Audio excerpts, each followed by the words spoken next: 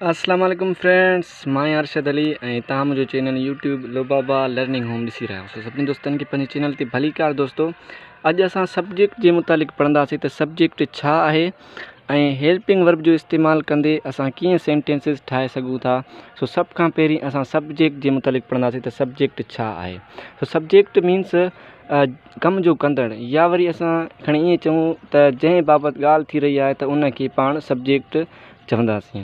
सो हाणे ही एग्ज़ाम्पल्स आहिनि। मिसाल हिते आई बि सब्जेक्ट आहे, ही बि सब्जेक्ट आहे, शी बि सब्जेक्ट आहे, वी बि सब्जेक्ट आहे, यू बि सब्जेक्ट आहे।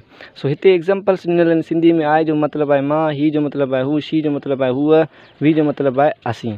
ठीकु आहे। सो हाणे असां सब्जेक्ट जो इस्तेमालु कंदे ऐं हेल्पिंग वर्ब जो इस्तेमालु या मेन वर्ब जो इस्तेमालु कंदे सेंटेंसिस कीअं क्रिएट कंदासीं। सो अचो त असां हाणे सिखूं था। हाणे हिननि सब्जेक्टनि मां असां कोई बि सब्जेक्ट खणूं था। मिसाल आहे मां खणां थो आई। ठीकु आहे। आई असांजो थी वियो सब्जेक्ट। आई सां गॾु कोई बि मिसाल आहे मां हेल्पिंग वर्ब ऐं मेन वर्ब खणंदुमि। मिसाल आई सां मां कोई बि जेको हेल्पिंग वर्ब खणां थो एम। ठीकु आहे। I am. So I am जो मतिलबु आहे मां आहियां। हीअ असांजो थी वियो सब्जेक्ट आई जेको सब्जेक्ट आहे ऐं एम असांजो हेल्पिंग वर्ब आहे। ठीकु आहे। हीअ असांजो सेंटेंस ठही वियो। हाणे असां ॿियो सेंटेंस ठाहियूं था। मिसाल मां खणां थो ही।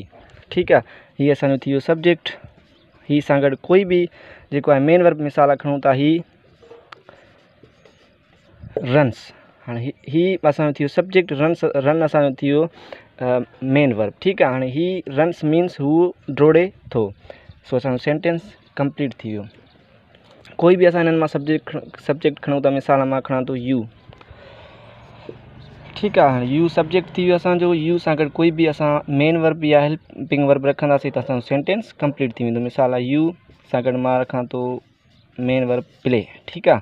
यू प्ले मीन्स यू असांजो थी वियो सब्जेक्ट, प्ले असांजो थी वियो वर्ब। यू प्ले मीन्स तव्हां खेॾो था। सो अहिड़ी तरह असां ॿियो सब्जेक्ट खणंदासीं। मिसाल हिते मां खणां थो वी।